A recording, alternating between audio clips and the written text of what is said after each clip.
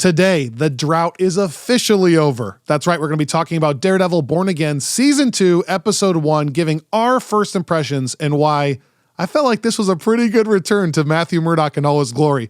Let's get going.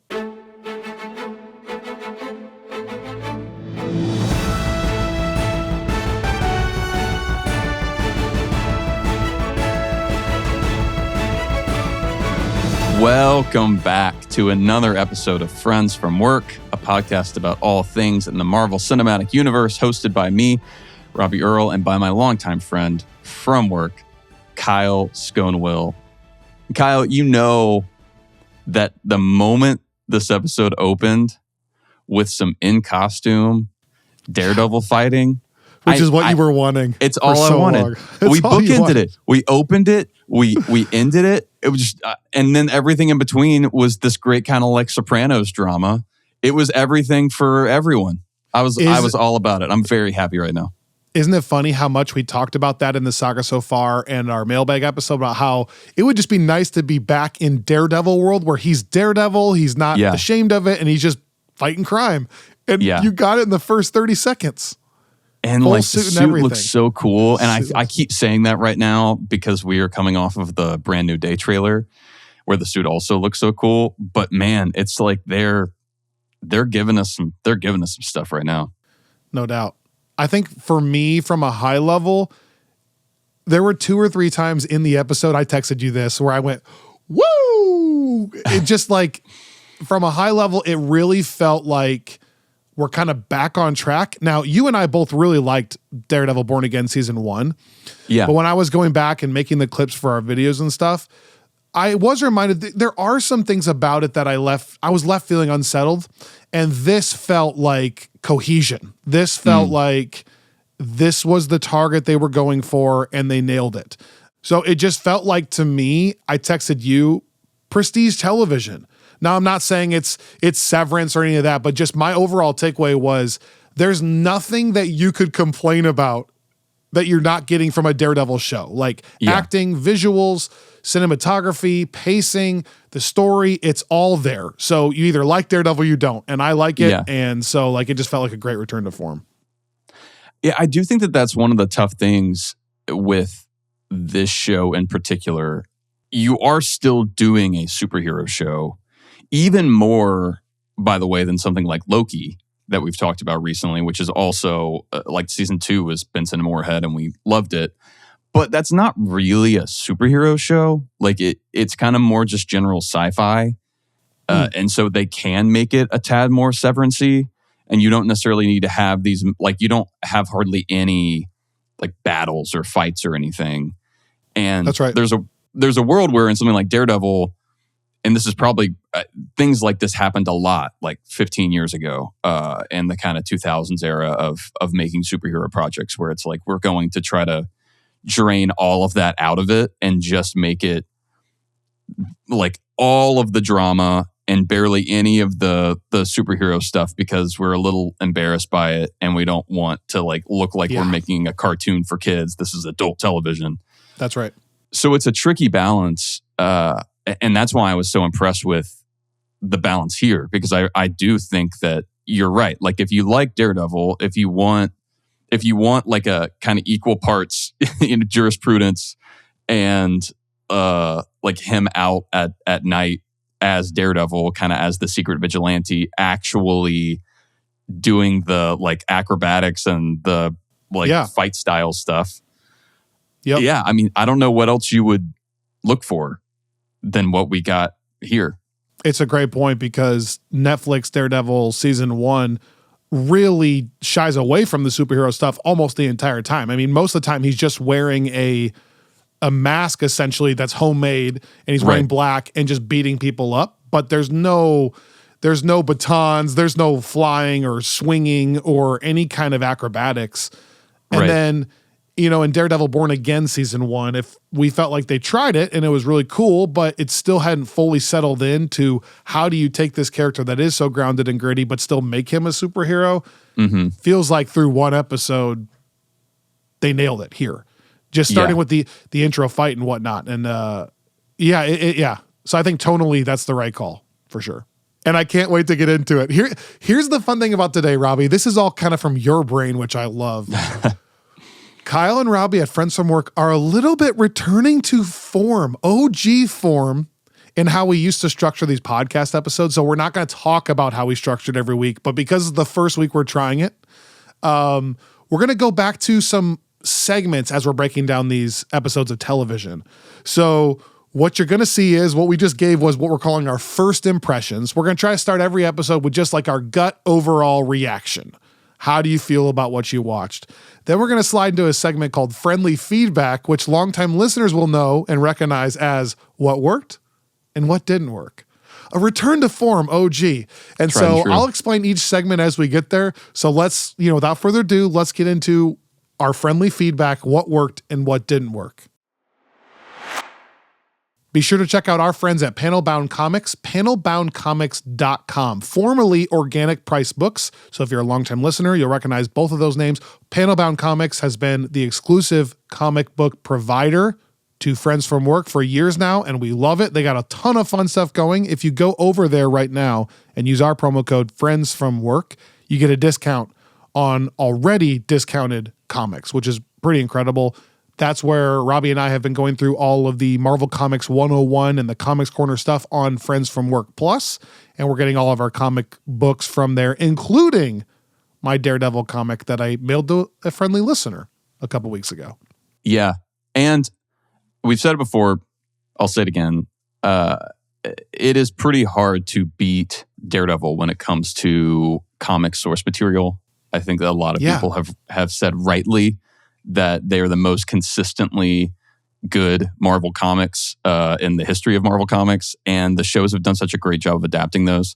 And right now, Panelbound Comics has a crazy stock of stuff from kind of all through the eras that are being pulled from for Born Again. So it's a great time to check them out.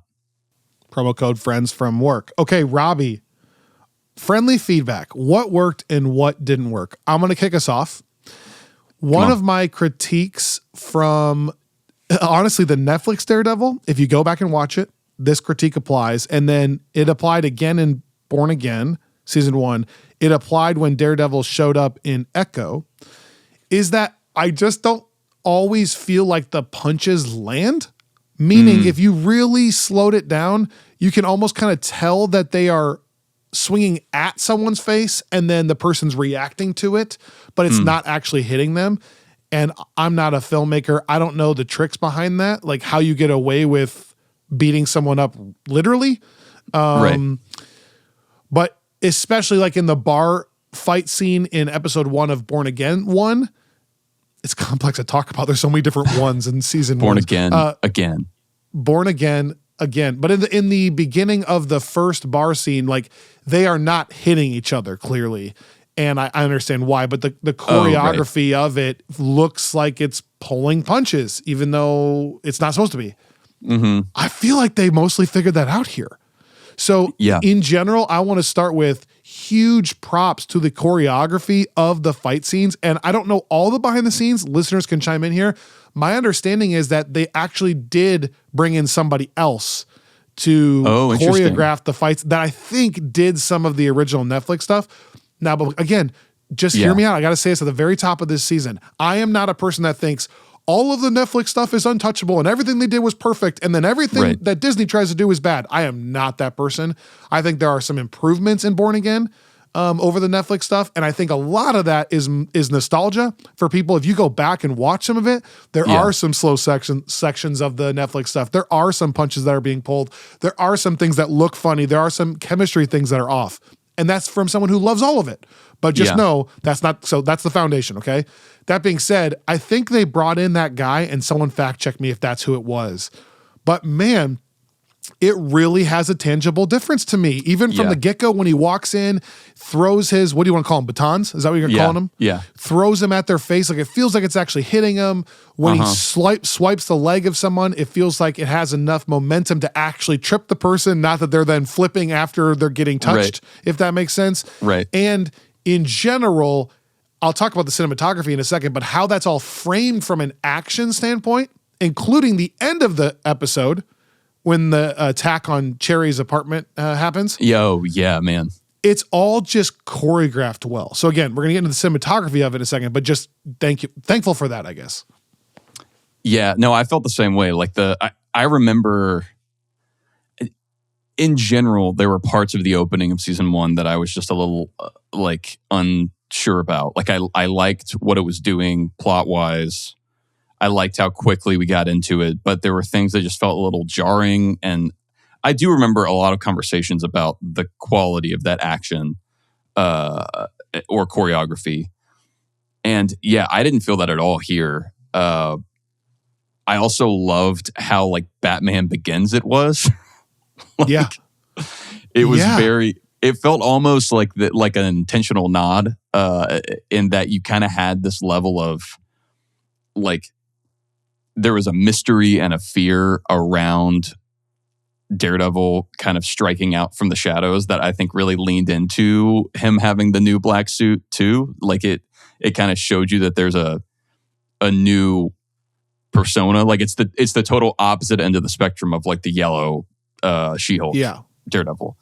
Yeah. And it kind of added some menace the captains to it. are aware of him. Oh, it's the devil. It's the devil from Hell's Kitchen. And then Fisk looks at it and immediately says, this is a terrorist attack. Yeah. Yeah, there's like a dread almost of it's that guy. And like him looking in the camera. And yeah, I mean, it's that opening sequence when he like bends the guy's arm back. And like my wife was immediately mad at the show. My wife was immediately out that I didn't prep her for that. It's like 45 seconds in. Yeah. First thing.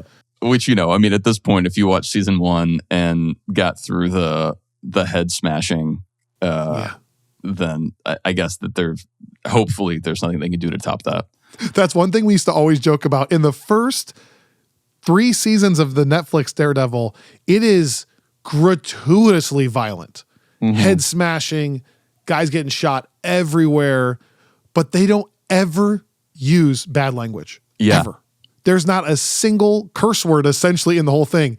It's kind of interesting because now that they're on Disney, they've actually found like a happy medium. There was probably 5 F words here. Yeah. And the violence is maybe not as intense. It's maybe like, so it's like they found the middle ground, kind of like, oh yeah, we can kiss too. And, and talk about sex.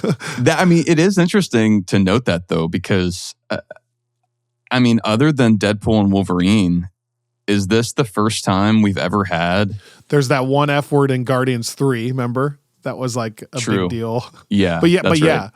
It's just that Netflix stuff, they didn't do anything with sex, anything with language, but then we're going to blow everybody's head off. I know. And then here it's like, now it's going to find in the middle ground. But anyways, like visually, Robbie, on that, again, as someone who loved Born Again season 1, there were some things like in the first episode where they're on the rooftop of the bar and my radar's up going, man, I wish they would just go to a bar and film it on the top of a bar. Yeah. It clearly looks like the background is blue screened. And then the behind the scenes released, and that's the case, right? They're on a structure they built, but the whole thing is blue in the background.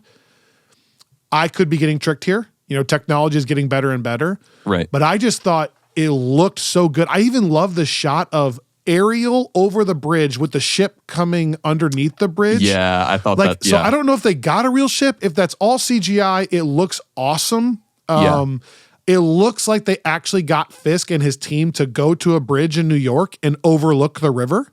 Mm-hmm. And then even if they CGI'd the ship in there, man, it just, I don't have any of the visual concerns through one episode that I had with Born Again season 1 and some of the volume stuff that happens with Disney.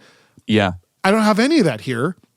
And again, I'm always the let's shoot it on location guy. Right. Because it feels like they're doing some of that. It does feel like the cinematography was up a notch. Like, did you see in that first attack when one of the workers in the boat is looking for him? It's very like, Batman Begins. You get that one visual of his head silhouetted in the light before he then jumps out. And then obviously Benson and Moorhead's use of color. Like they're obsessed with that. Like when Bullseye shows up in Born Again, it gets like very blue, when he's having that buzzing thing. There's some red with Daredevil. Same here. Like when they're in the boat, it's almost extreme. And we saw this in Loki as well. But there's some cool shots when he's like looking behind the crates, and it's got a very hue color tint, you know? Yeah. And they do that all the time. Like even Matt's apartment that they're hiding out in behind Josie's is very stylized, color-wise. And I just think it's all fun and a step up. Yeah. And kind of comic book saturated. Yeah. Yeah.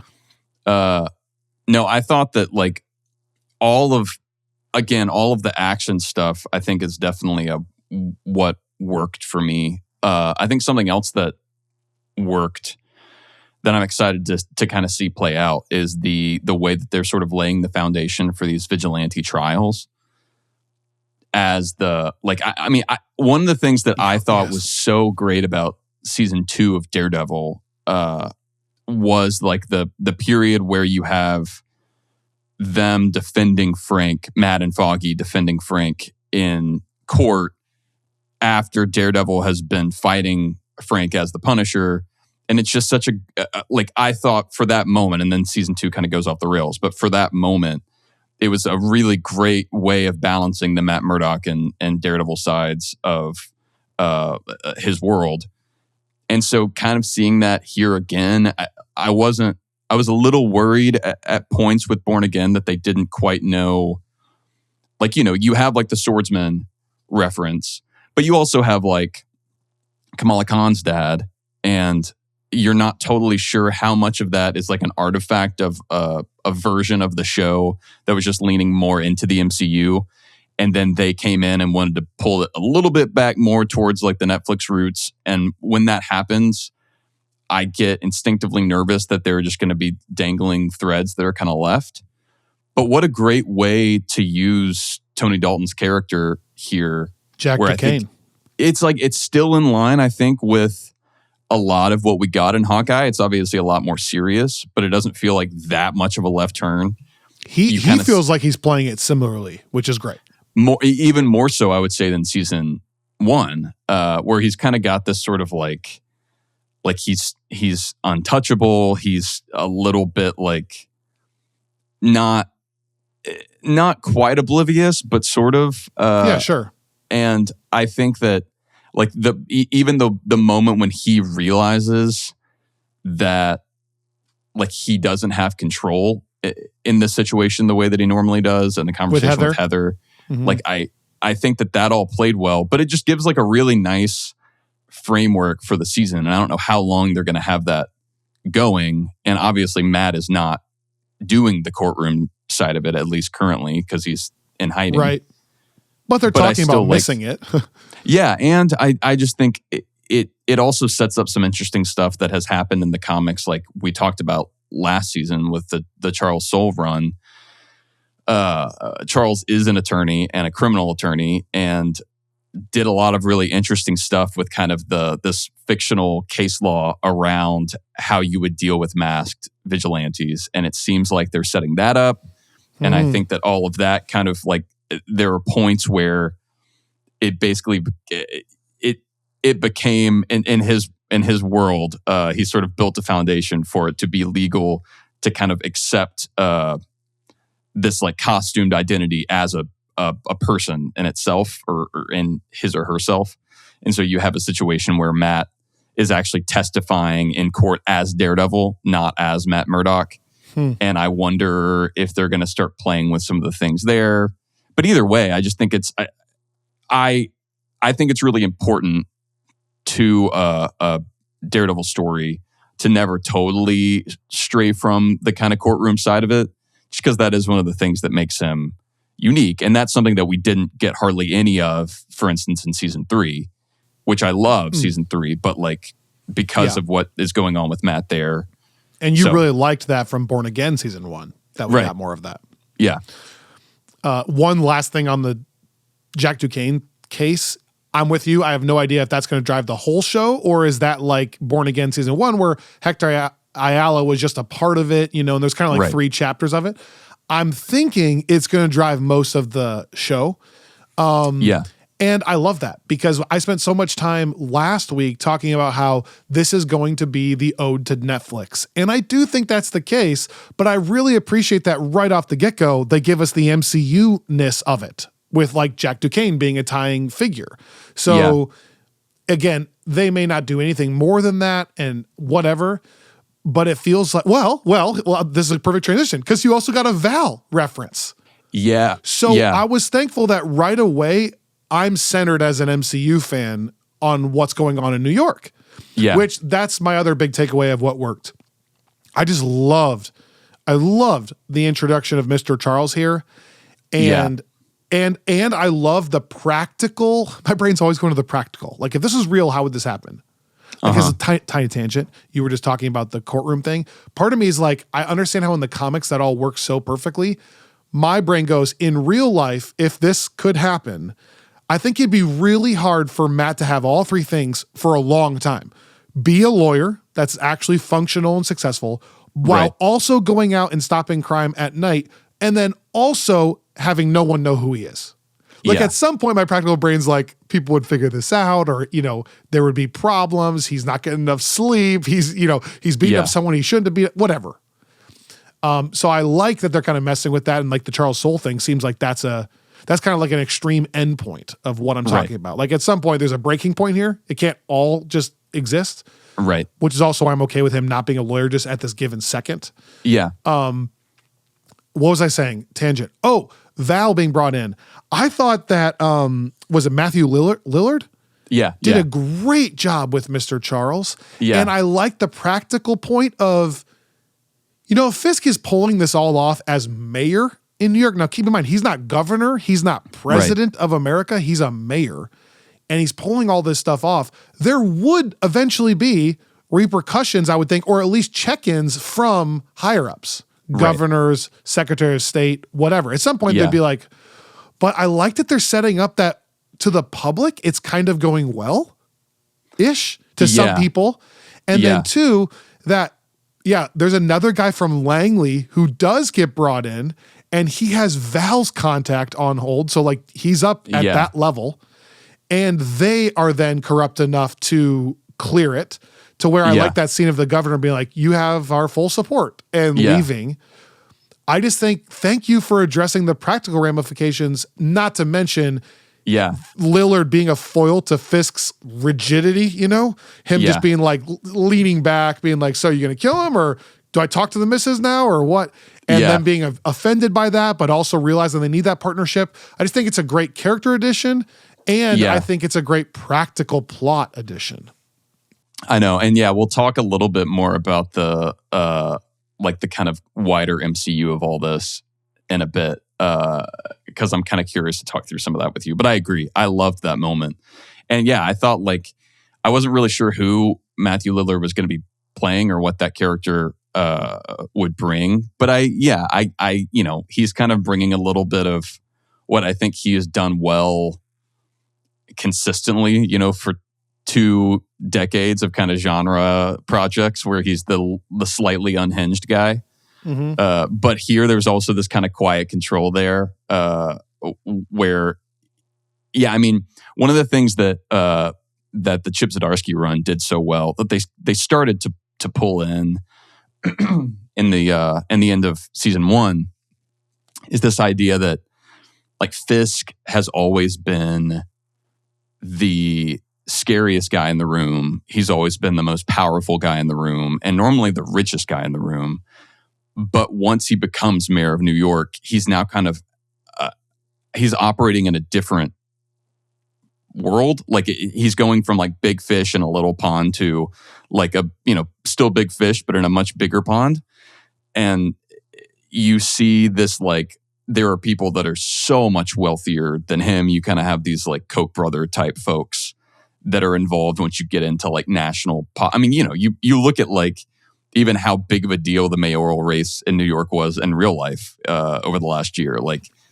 It's why they ultimately don't want him to be the mayor, I think. Ultimately, I think this will end because I think they want to move him back to the shadow. I think things become more and more difficult to explain when he's the mayor and has that kind of elevated platform. The corruption would have to be so deep Yeah. And again, they're showing it, like I'm saying. But just as a side note, that's why I think it's eventually going that direction. But I do, like, I thought that kind of power struggle there between him and Vanessa and Mr. Charles was a great way of showing that, where, like, at the end of the day, like, he does sort of cave by the end of it because he knows that he doesn't really have the leverage in that situation. Like, he doesn't have anything on Mr. Charles. Interests are aligned. Yeah. You know. Like, and you also kind of see Vanessa and he does this. Struggling with that. Yeah. You notice that he always does with his fingers on the table. I thought that was great as well. And I'm glad that you brought up the New York piece, because that's another thing that I thought was handled well here is the BB Urich, like that video that I guess she's making kind of in cooperation with the Fisk administration. And then this is like the positively spun the positive one. Yeah. And the tone of that being like so over the top, like kind of cheesy, where it opened with it. And for a moment you're like, oh, like this feels off in a way where I was a little worried about like the tone of the show for a second before I realized how much they were just like leaning into the kind of propaganda piece of that. And even the reveal of, you know, like the graffiti like behind him that then like cuts it off. Like, oh crap. And he like moves the camera. But I thought that was a kind of a great job of like they accomplish a lot by doing that. They sort of show what BB's role is currently and kind of how connected she is. They also show like how much the Fisk administration is working overtime on the propaganda front to kind of try to project this image.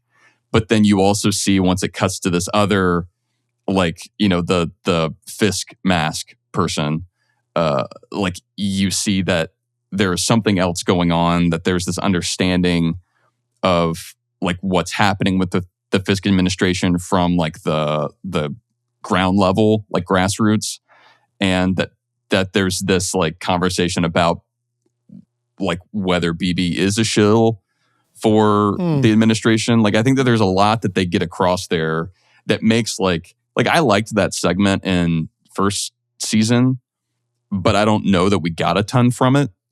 But I think it kind of makes it worth it now to see them build on that and to start. Like I'm curious to see where it goes, and you know, maybe it doesn't pan out to anything interesting, but right now I think that that's kind of an interesting thread. No doubt. The last thing on the what worked and what didn't work for me front is I just loved the ending. That was one of the reasons I went woo. But again, so first of all, the unpredictability of it. Cherry's in his house. You hear the knock on the door. You immediately assume, okay, he's getting in trouble. He assumes it, right? He already does this, knowing they're going to break the door down. Yeah, which, by the way, I love their little like text, like takeout code. Yes. Yep. And that's their meetup, I'm assuming. Then he's getting tortured and beat. So again, it's emphasizing that the punches feel like they're landing, including this torture scene. The cops originally are like, Cherry, we don't have to do this because remember, he's a retired detective, so he probably knows these people. And now it's showing the corruption of how deep this runs, that even people he used to know are like, we're going to come in and we're going to maybe even kill you. Then Matthew comes in and saves the day with, again, the action looking awesome to me as he's beating all those dudes up. He then is traumatized, which we need to talk about this because it seems like they're going to hint at this or play with this idea of all these people being traumatized by their past. He hears the heartbeat of Cherry, who maybe is having a heart attack, is my understanding. But then hears Foggy's heartbeat in his nightmares, which causes him to get distracted and he gets beat up. Side note, because Heather also has that with Muse. She is seeing Muse, which again, I love. You were just saying this with BB. It feels like a tie-up instead of, or it feels like a growth from the things they set in season 1, and not like running away from. Like one of the critiques of Daredevil Born Again season 1 was that all the side characters didn't have a lot of autonomy. Like what was the point of having all these people in there? And now, and I've read this in some of the reviews, which we'll get to in a little bit later, that some people were really praising that now all of those other characters had more of a role. And I think we're already seeing that. Like there's already some growth between him and Cherry, between him and Kirsten. Yeah, with what Kirsten's going to have doing. a huge role here, I the think. DA, which I'm blanking on his name, who's now like been bought out by Fisk essentially. But then like also the flashbacks to Muse, the flashbacks to Foggy. And then what I'm trying to get at is they start pulling his mask off, and I'm like, oh my gosh, like, are we already going to get rid of the identity thing? We've hidden the identity. Well, then they actually pull it all the way off. Like for a second, I thought maybe they're not going to get it, I don't know. They're going to get it halfway up his face and then it's going to end or something. So then they pull it off, and I'm thinking, oh no, does now Cherry kill these guys? Because like maybe Cherry grabs a gun because now he's like, we can't have this be thing. But and part of me was like, well, maybe they don't immediately recognize him, but then they're immediately like, oh, it's Matt Murdock. Holy crap, it's Matthew Murdock. Yeah. And then they put a gun to his head. Like, okay, we're going to just kill him now. And then all these shots fly in, guys die. And then just this one knife that says, you're welcome, was so cool to me. Yeah. And now I'm again so intrigued by this character who Bullseye has had a weird run. But now I don't know what he's trying to do because he didn't kill Matt, right? So he's intentionally keeping Matt alive. I have chills right now for some reason. Yeah. We also don't know why he's saving Matt's life or Cherry's life or killing these cops. Is he just on a rage fest against Fisk? And he knows that Daredevil is anti-Fisk as well. So there's no point in killing him. I just think there's going to be some more complexity there. Yeah, I'm excited to see Wilson Bethel. So anyways, I love the ending. If he is, I know. Yeah, I loved it for a couple of reasons. To tie that up, I like that even if Bullseye is still...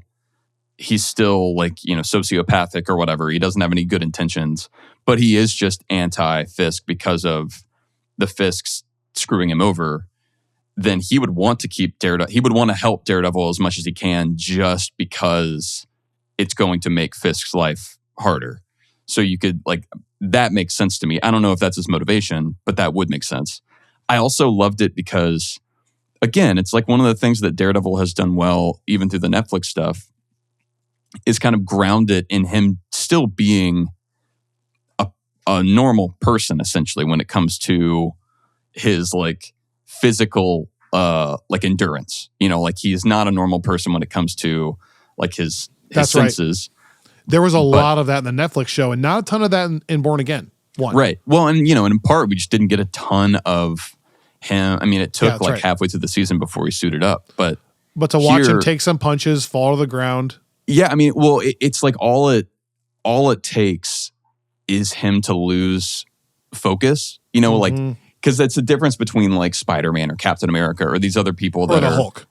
Well, but even not quite to the Hulk or Thor level. It's if Spider-Man gets distracted and takes a hit, it doesn't really matter if it's just a normal person. I see. But for Matt, it does. It's all it takes is for him to lose. To get out of the moment, and then now it's 3-on-1 and he's a guy and he can't quite recover. And I liked that. I think that keeps the stakes always present. You always feel like he's one missed punch away from getting overtaken because he's always going to be the underdog in these scenarios, which I think also sets up the need for him to have a greater network and an army of other vigilantes, whether that's Jessica Jones or whoever else. Which, by the way, I did catch. My wife actually caught we watched the screener twice. So I watched it once by myself, and then I watched the first episode again with Annika. And did you know that with subtitles, it's really fast, but Karen says, I'll text Jess. Oh no. When they're going over it. So she says, I'll get Jess on it, or I'll text Jess. Or Jess is looking into it. And then moves interesting. On. And with subtitles on, it's Jess. So yeah, I mean, which is not a spoiler. We know that's coming, but just kind of cool that they're already working it in. It's not going to be brought in as some, ringer at the end. She's already a part of the team. See, I thought about rewatching it again. And then I realized that I think what I'm going to do is rewatch it when it's live. Ahead of right now while you're listening. and then I'm excited to kind of get on schedule with everybody. The only things that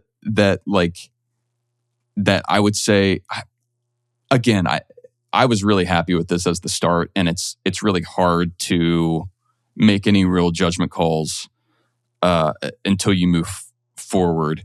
There were a few of the moments like with like Karen and BB that didn't quite click for me, like where it just felt a little maybe like not bad, and in a lot of ways it felt like the OG Netflix stuff, and so maybe that's like when we've gone through that stuff, those are some of the parts of those shows that don't work as well for me. But just like as Karen starts kind of talking about what happened with her and Ben, it just felt a little forced recap-y to me. But I also get why they had to do it and why they needed to kind of like more clearly connect her and BB. But that was like one of the only moments that like I clocked as not being quite like to the sort of prestige level that I felt like the rest of the episode was. You know what? So you're going to hear this in my grade. I think I agree in general. Again, if you're just finding this podcast, we like to focus on the positive and let people enjoy things. My only note is, and it's less specific than yours, is I just don't think Karen's my favorite character. At this point, I have watched 3 seasons of Karen. That's 13 episodes. We're talking 40 hours of Karen. And then she got brought back in Daredevil Born Again season 1. So at this point, and now they're empowering her, right? Because one of the critiques was that Karen as a character, not Deborah Ann Wool, but the character was always needing to be saved and kind of help us. So then they kind of like give her an elevated role at the Bulletin and a journalistic thing. And then in season 1 of Born Again, she's the one that calls Frank. And so she's kind of helping. And now she's like physically fighting and wearing wigs and like they're fully on a team, which I kind of appreciate. It's a good next step as far as we've done the other side of it. Like, who's Matt? What's he doing? Yeah. Why can't I know? Or like, it makes sense that Matt now would just trust her to help. Reminds me of Spider-Man and MJ in the video game. Yeah. Where finally she has some autonomy to do stuff. But like MJ in the video game, with all that being said, I'm not trying to be rude. I just don't think I enjoy Karen that much. Yeah. And I like BB, but I'm with you in that scene. Like when Karen's like I said to Annika, and this is so rude, I'm not trying to be mean. It just feels like every line when either Deborah Ann Wool delivering it or the way it's written is always so emotional or so heavy. Like it's always like, I think the best thing to do is to not die, to honor them. I'm like, at some point I'm ready for Karen to have a normal conversation, which is so mean. Yeah. It's so mean. It's so mean. I think she's going to be great this season, but yes, I'm with you. It's not my favorite part. And again, that's more of a preference, not crushing her. That's just as a preference. It's not my favorite character. Well, in a way, I think that's one of the things where I think I did like her role in Born Again. And I don't just mean the fact that she wasn't there for most of the season. I mean, the parts where she was, it seemed like she was a little more like, that's fair. I don't know if detached is the right word, but it's like she came in and she kind of felt like she wasn't like so dependent on Matt and that whole world or something. Yeah, like and she kind of came in and saved Matt by calling Frank, and all of that felt really natural. And then here, and I think that she moved away on her own. Like, I don't need this. I liked kind of not because she wasn't on camera, but I've kind of got this is not, I don't even know if it's a trope, but something that often happens in these superhero stories is like, as you kind of have side characters that become more comfortable and familiar with the superhero world, they kind of take on this this role that doesn't feel super natural or realistic. Like it's one thing for Jess or even Cherry, who's like an ex-cop, to be comfortable in that world. But it doesn't feel like I don't like the scene where she and Matt, like it makes sense that he would be kind of training her, but it also is like, I don't know. Like, I don't know if this feels quite right to me. I 100% agree with you.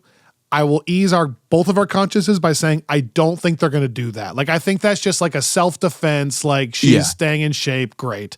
I would be shocked if this is like, she's jumping over cars with the gun and like, I don't think that's going to happen, but I totally agree with you. But yeah, I mean, and I think you're right. And that's just, I think in general, we're on the same page in that I'm curious, like, sometimes I think that fans of the Daredevil show on Netflix are similar to like fans of like Spider-Man comics, and that they are so, a lot of people get real focused on like these original relationships. And so for people in the comics, it's like gotta be Peter and Mary Jane. And if it's not, it's because like Marvel Comics is like personally offending them. And here, I feel like there's a little bit of that, you know, with like the classic Karen Matt and Foggy. Karen thing.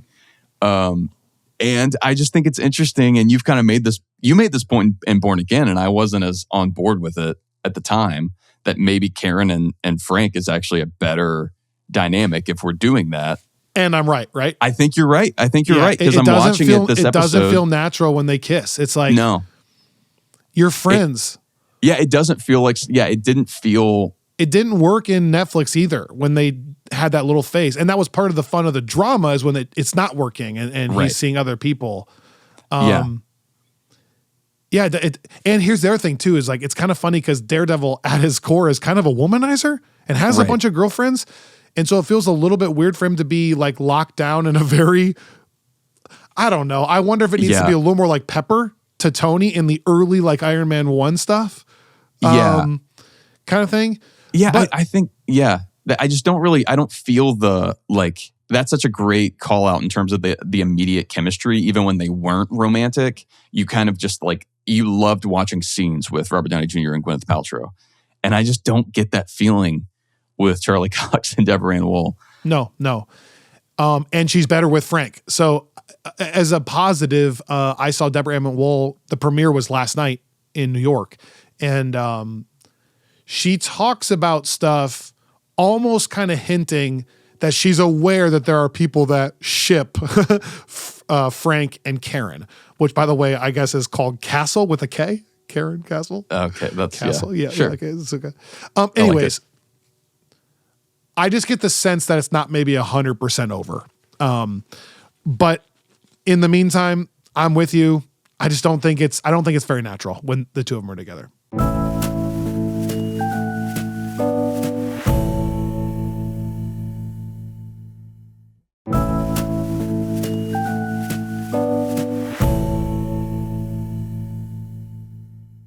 All right, so here's a segment that we're going to be calling Just Following Up. And it's basically just when we used to do, how does this affect the greater MCU? Are there any larger picture details that we missed? Now, in this specific case, I don't think this segment needs to be very long because there's really only a couple of references. But I am, as I mentioned earlier, intrigued by, okay, so Val and Mr. Charles are in some relationship together. It does clearly show that Val is above Fisk at this given point, but it also shows that they may be working together, which I hadn't thought about like during the Thunderbolts era. I don't picture this idea that Val's aware of Fisk and what he's doing and the corruption, and she's okay with it. But that does intrigue me. So I do wonder the power dynamic there. And have we 100% confirmed the timeline of this? Is this happening at the same time that Val is working with Yelena? Yeah, that was, two questions that I think come out of that. One, is this pre or post Thunderbolts? And two, as kind of part of that, and I just need to remember because I haven't seen Thunderbolts since it came out because I've been like working towards it in the rewatch. But I'm trying to remember, like, when that opens up, right? She's the head of the CIA and she's kind of going through these impeachment proceedings. Yeah. And then it ends with her having kind of resurrected the Avengers and kind of coming out on the right side of that PR wise. Setting her career. So she's still the head of the CIA, but she's also kind of heading up this Avengers team, or is she no longer the head of the CIA because she's now doing this separate, like, kind of private enterprise? I can't remember if she's quote unquote the head of CIA. She's clearly the head of CIA in like Wakanda Forever. Right. If you remember. But I kind of, again, we need to watch Thunderbolts again. We love it so much. We're saving it for our rewatch. I thought she almost was elevated above that by the end of the movie. Like whatever that would be, like almost like a Secretary new Nick of Fury. State. Or like a new Thaddeus Ross kind of ish. Yeah, I mean, like the role he was in, something like that, because she spins it, at the end, she spins it as this was her idea and therefore like saving her from the impeachment and the trials and stuff. But then remember, Yelena's like, we're not, we own you. Like we can do whatever we want. Yeah.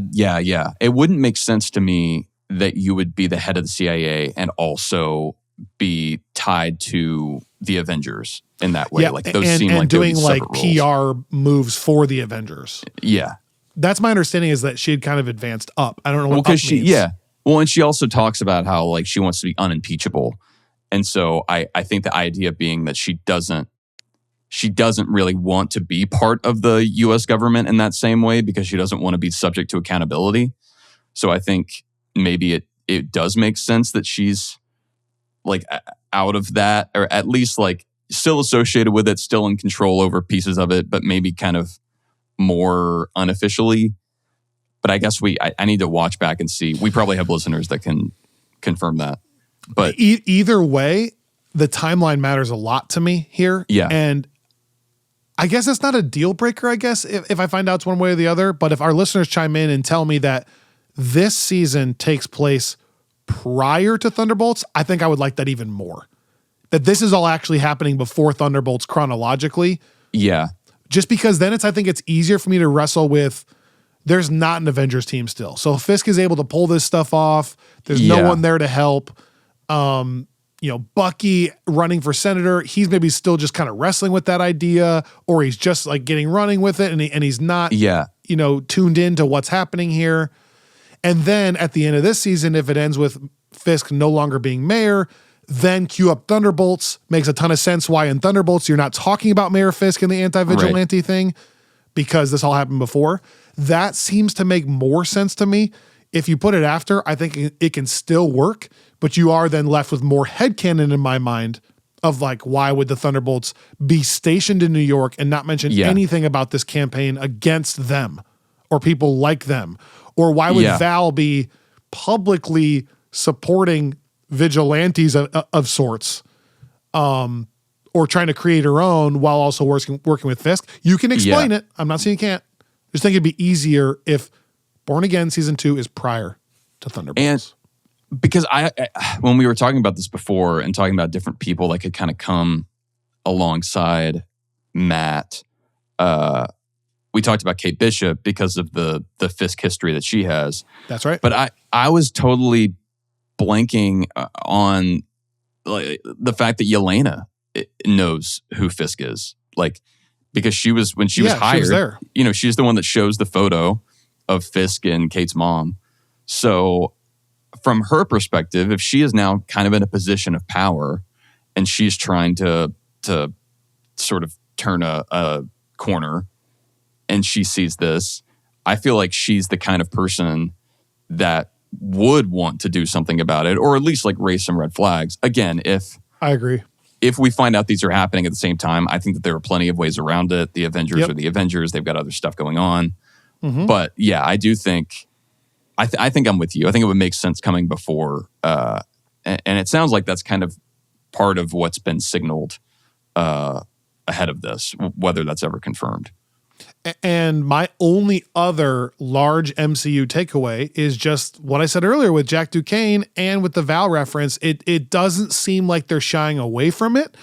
And then on the heels of the Brand New Day trailer with the mayor's assistant, I think her name is Sheila. Sheila being in the trailer, with the fact that Frank is in Brand New Day, which is very much a representation of this street level Daredevil world. With Charlie Cox and Vincent D'Onofrio recently doing press, even Vincent D'Onofrio publicly on Twitter making jokes about that insect with Spider-Man. He said that. He's been it just feels like we're heading the right direction. Vincent D'Onofrio literally last night on Twitter even said, quote, if Disney and Sony would ever get their S together, we could do it.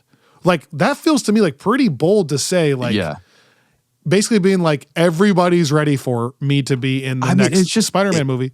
It's just crazy. Like it's just gonna make you money. Like here's my hot take. I think it's already happening, and he's privy to this, but he's still not able to say it yet. I'm not saying he's in Brand New Day, but like the wheels are turning. Like Daredevil could be in Brand New Day. Charlie Cox straight up said to Jimmy Kimmel, I think it was, no, I am not. And he's like, well, are you lying? He's like, I am not lying. I wouldn't tell you if I was lying, but I am not lying. Like very Andrew Garfield. Yeah. But I just feel like there's an ace in like up their sleeve. I mean, that's he's already been in a Spider-Man movie. And as much as Vincent D'Onofrio wants to blame Sony and Disney for the rights thing, I get it's complicated. How do you explain these other things? Like they are bringing other, like there is crossover in other ways. So I maybe the argument is like Sheila is an original character to Disney, and so that's why she can be in. Yeah, I mean, I think that the movie. It's also, but I think it's coming. I think they both, and also, by the way, one more thing. Did you see this? The second most viewed trailer in 24 hours, the second most ever for a 24-hour period, was Deadpool and Wolverine at 365 million views in the first 24 hours. The second most ever. Spider-Man had over 700 million views in 24 hours. We're talking double the second highest ever. That includes Star Wars. That includes anything. Yeah. So you're telling me that Sony and Marvel can't figure something out? Well, yeah, that's ridiculous. And I mean, it's like you're sitting on the single most valued property in the world, especially in an era where people are feeling a lack of like fan enthusiasm around a lot of franchises. From Sony's perspective, it makes total sense. Don't sell it because you're making, look at the kind of money you make. But from Marvel's perspective, it makes total sense. Well, and by the way, Sony, you giving up the rights to Marvel Studios doing it is they're handling it so well that you're getting billion-dollar movies and investment returns because you're letting them run it. And from Marvel Studios standpoint, it sucks that you don't get all that money, but it gets all of the attention and everyone looking at you. So just keep it going, like figure something out to get Fisk in the crossover. My understanding of the deal, like the IP split there, is that Sony gets the movie rights to any character that originated in Spider-Man comics. So I think that's why you can't, although even then that's kind of confusing because... What about like Tombstone? Well, but like, yeah. I mean, I think that so they just licensed the rights to Marvel or to Disney to use Tombstone, you're saying? Because that's an original... Well, but also that's a show, which is slightly different, I think. Like, I think like streaming and television rights. Tombstone's going to be in Brand New Day. Yeah, but that's a Sony... That's what I'm saying. Like... So, okay. Yeah, so I'm saying... So then why wouldn't... What is preventing Fisk then from being in Brand New Day? Nothing. That's what I'm saying. Yeah, I mean, I don't think anything. Unless I'm misunderstanding, because then I'm thinking, well, then... And there's no way that Disney's like, no, we don't want Fisk. There's no way they're I'm saying just wondering, like, how Fox was able to use Fisk in the OG Daredevil movie. Let's send our lawyers on it. I know. I'm going to have to dig in. The point is, we don't fully understand. Going back to the greater MCU, we don't fully understand the rights. I don't fully understand it. I feel like it's a partnership that's really working. So hopefully they can figure something out. But here's my hot take as it affects the greater MCU. I think it's coming. I think it's all coming. It feels more... One episode of this show, to me, given all the press around it, felt more tied into everything than the entire season did last year, essentially. Like, I already feel like, okay, I know where we're heading. It's probably because of the Spider-Man movie, but I just think, like, it's happening. It does... Yeah, my final note here, I think as much as it was feeling this way in season 1, you know, I'm curious to see where things end, but right now it feels like this show is gonna like raise a lot of questions as to like where Spider-Man is, just because the Brand New Day trailer is showing us that he's been very active in New York as this like masked vigilante. And that's been going on for, the 4 years between No Way Home and whenever Brand New Day picks up. So I think, like, any way you slice it, he's been operating during this period as a vigilante. We did get the reference probably from Fisk. The most vigilante. Literally a guy wearing a full mask who has powers, who is just stopping crime. That's exactly what Fisk is against. Like, and again, whatever they do with this now, given the identity magic, but like Daredevil was already in No Way Home, so there's already a little bit of a connection. There was the little reference from Fisk in season 1. I just like, even just a few little shout outs, like however like oblique Dude, you have I to just be about think it. it's gonna happen. Like, we haven't watched the whole season yet. I feel like there's gonna be at least, here, hot take, bold prediction, there will be at least 2 references to Spider-Man at minimum in Born Again season 2. That's the thing. Like, if they, if I were Marvel, that's what I'd be pushing for as like part of whatever deal this is, and however that works out financially. Like, obviously Sony is getting the bigger benefit of this financially, and then Marvel gets to use Spider-Man and Avengers things, and that worked very well in the Infinity Saga. But I think that, like, having the opportunity to like drop him in, man, I mean, it's so crazy.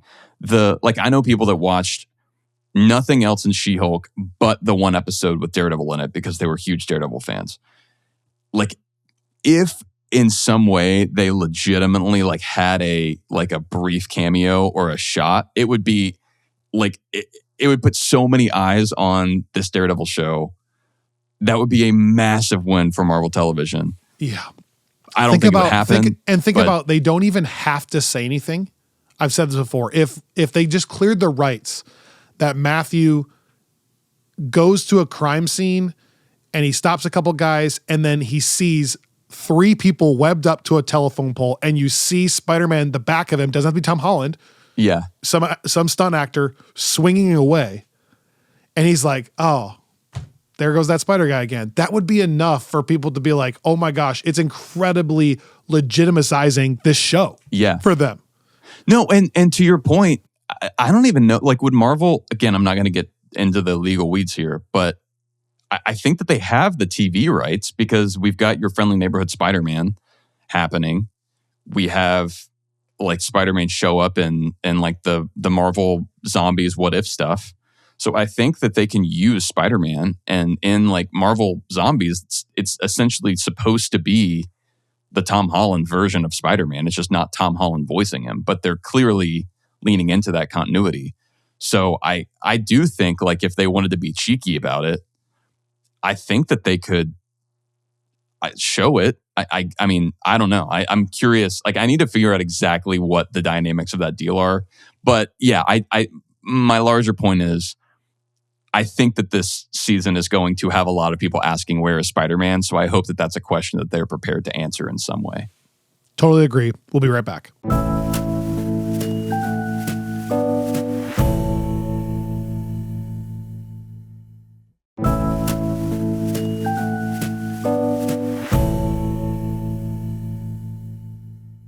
All right, so like I said, every time we won't be talking or announcing what these segments are, but just because it's our first time.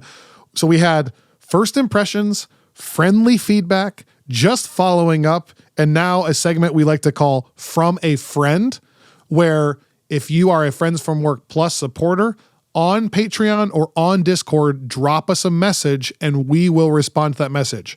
Here's the irony. Obviously, we're recording this ahead of time. No one has seen Daredevil yet, so we don't have any messages.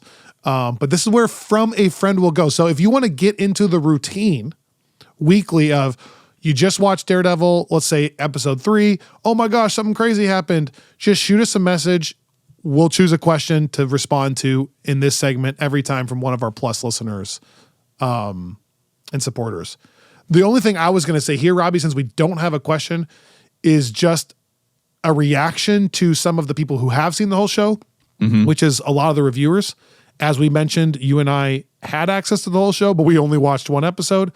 We just find it more valuable to be weekly, and it limits us from being able to give a overall reaction online to this thing, obviously. But what it does is hopefully creates a unique community from those people where we can help steer the discussion and guide the discussion that's happening amongst the Friends from Work listeners. Yeah. Because we also don't know what's going to happen. If we know what's going to happen, it kind of is hard to guide that discussion in good faith.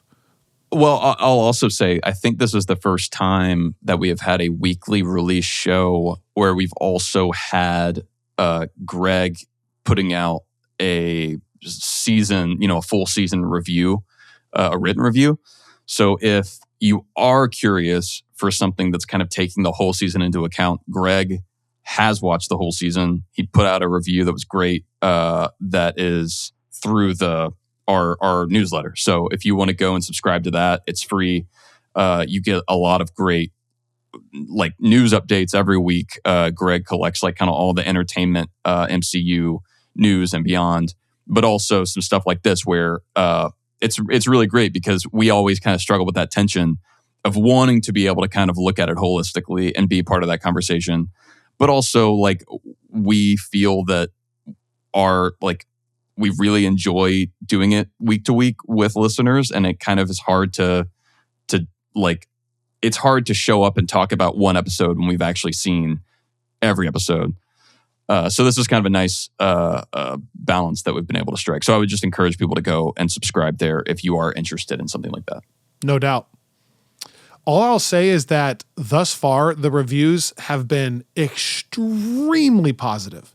I've even seen a couple of people who are anti-everything say that this won them over. I've seen a couple people. Vincent D'Onofrio said that there's a moment in this show that rivals, if not he thinks tops, the "I beat you" from season 3 moment. That's his claim. I then saw some reviewers say, oh my goodness, he might be right when they watched it. This is the time to get on board because my understanding is this is unbelievable. And the only critique I saw from anybody, the only one, is that the first 3 episodes or 2 episodes kind of start a little slower. And so if this, what I just watched, is the slow, I'm so excited for where this is going because I still thought this was excellent. So that's from a friend. I guess their friends are the reviews that I saw. Which is a great spot to be in. Man, just as a moment to again, kind of look at the wider MCU, not continuity-wise, but we're recording this in the wake of a bunch of stuff. We had the Brand New Day trailer come out, which was so good. But also, I think today we're getting a lot of new stuff about the Punisher special. I think, did we get a release date for that today? I saw rumors that it was a full hour long. Longer than the other 2 specials? Yeah, we did. It's May 12th. I didn't know that. Yeah, so dude, I think this is all... That's right on the heels of this. Yeah, I mean, this is again, thanks to Greg, these notifications have been coming in as we've been recording. But yeah, so we're getting more about that. I do think that's right when the finale's airing. It's the week after, yeah, because I think the finale is May 5th, and then the next week is the Punisher special. And so it's we have that happening. We also yesterday got confirmation that a Wonder Man season 2 is happening. That's right. That's great news. I think it's just it's a fun time to again, it's funny how there are narratives and then there are kind of the actual specific facts. And there has been this ongoing narrative that oh man, Marvel's just not really in its prime. It used to just be so good. But then when you look at the specifics of what has been coming out and what is coming out. Fantastic Four, Wonder Man, into this season of Daredevil, into Punisher and Spider-Man, Vision Quest, into Doomsday. We've literally never had it better. That's the truth. We just haven't. It's a crazy streak, and it's just whether people have had a chance to actually watch those things. That's right. But man, I love that about Wonder Man because I think everybody that watched it was so impressed. And again, made me really happy because I loved, it was my favorite version of Destin Daniel Cretton that we've gotten. And then now we're seeing him bring that over to Spider-Man Brand New Day. So just a brief moment to say, I think we are in a real high point right now, which is fun to say. We're eating good. Our final segment for every review episode is going to end with For the File. We're going to file away our grades on every episode of television. I need to give a little bit of a setup here for the scale, Robbie, and I'm talking to you too, because I think this matters a ton. So I'm going to set this precedent right now. Yep. Here's how I do this. I'm really big into lists and ranking. I have ranked every golf course I've ever played. Okay. And the scale that I use is 0 to 10. We're going to use letter grades. Okay. But on a 0 to 10 scale, what I want people to realize is I can't give out 10s to anything, because otherwise my mind can't live with this idea. What if I then find something better? Right. So like in my scale, nothing is a 10. Even Avengers Endgame isn't a 10, because I want to leave this idea that there is something better. So Pebble Beach, the greatest golf course I've ever played, is a 9.7.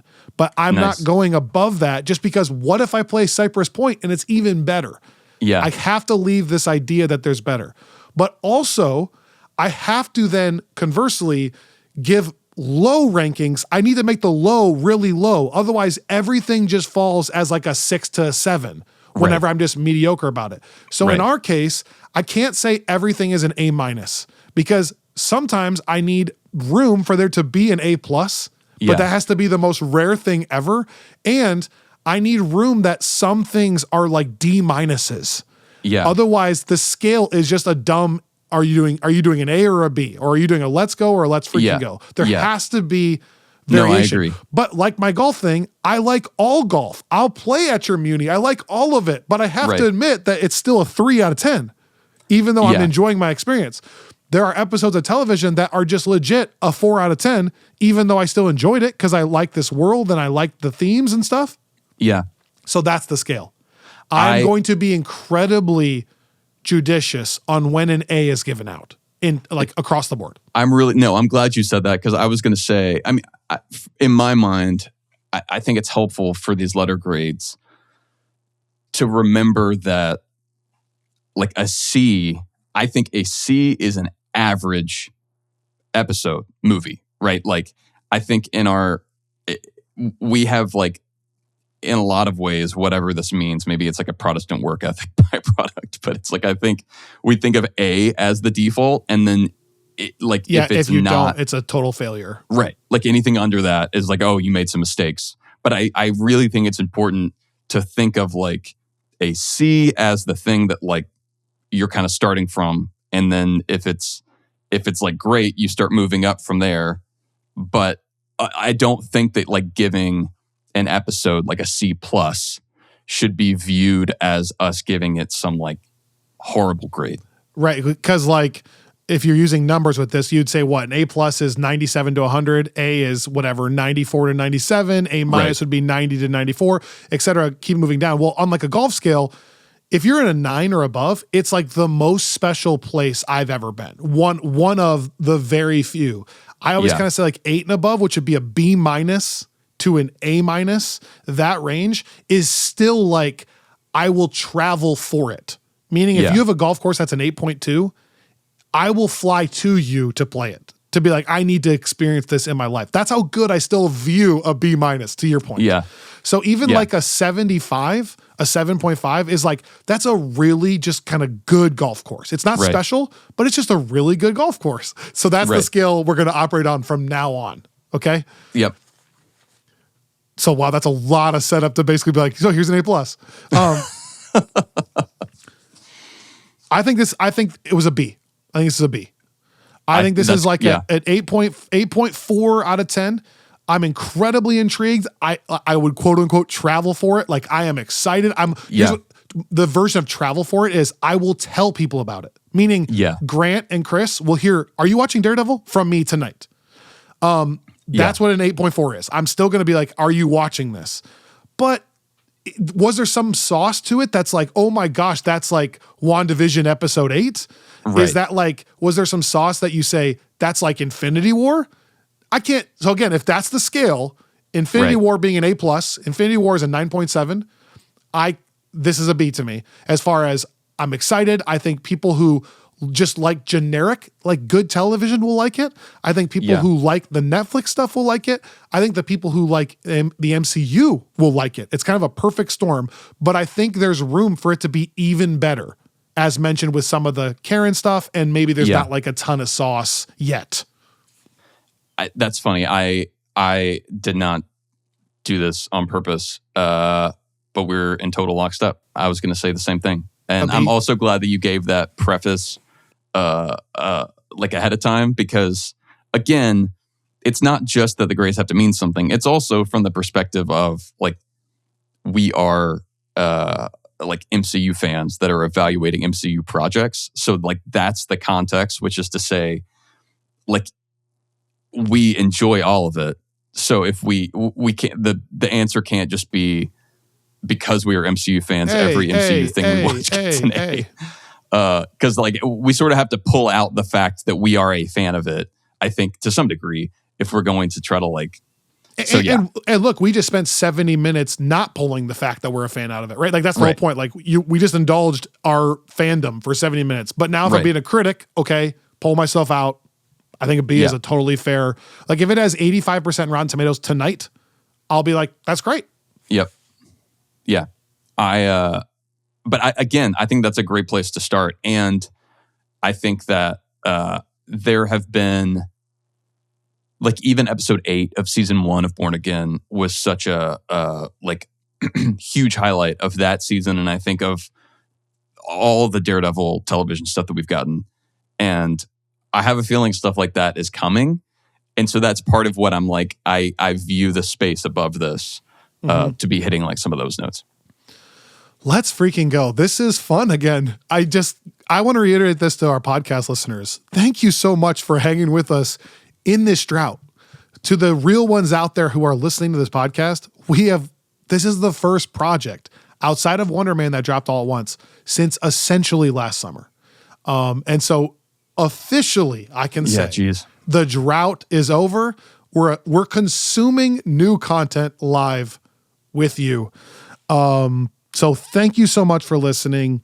If you like what you are hearing, consider checking out and supporting Friends from Work Plus by going to Patreon, Spotify, or Apple and subscribing to bonus episodes, including me and Tanner reacting to Project Hail Mary, which is going to be one of the movies of the year. Oh, yeah, nice. Which Annika and I got to see early. Things like that. I am now watching DTF St. Louis.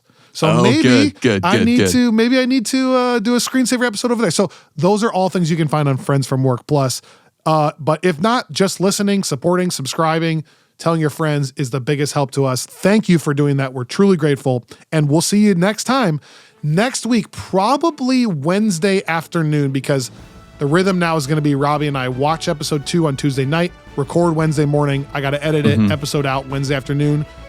For Daredevil, Born Again, Season 2, Episode 2. Thanks. We'll see you next time on Friends from Work.